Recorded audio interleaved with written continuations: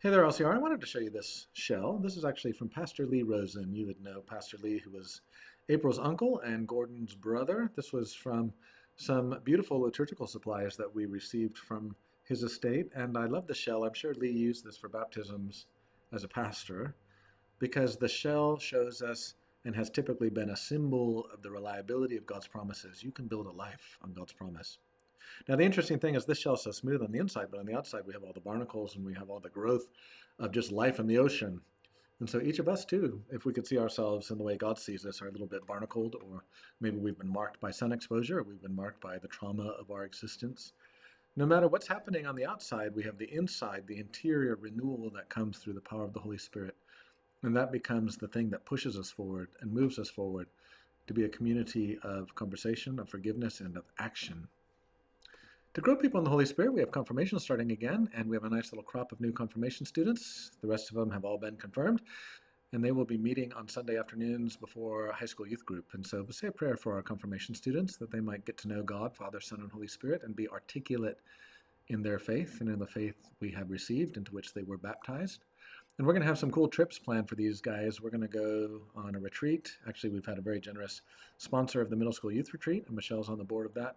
We're going to do some cultural trips to LA, pastor and youth director and kids. We're going to look at some curriculum that allows us to ask important questions about bodies, about being made in God's image, about the real and the ideal, and do the Getty Villa and the Getty Museum in a few places to help them think through these things, and that'll be happening this fall.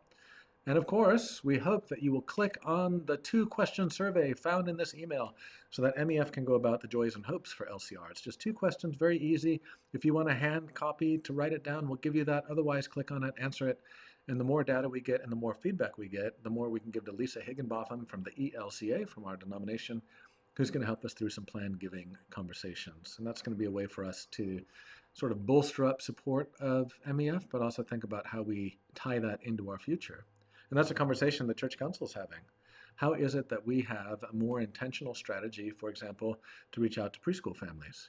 How do we have a more intentional strategy to reach out to young adults? How do we reach out to young adults who are actually 30 to 45, who may be professionals but not necessarily connected to the church? How do we reach out to them? And how do we do it in a community and congregation that's aging? These are all questions that we're asking, developing concrete strategies, and so we're hoping to share some of those as they get developed. And in addition to that, we have our Oktoberfest coming up. We have our craft fair. We have our blessing of the animals. We have our trunk or treat. We have our English and Japanese joint service for All Saints Day. There are just so many beautiful things that are coming your way. You're going to be hearing about a mission opportunity if you'd like to travel on a mission trip to Honduras with Terry and Becca Walls. They're going to be presenting on that in a couple weeks.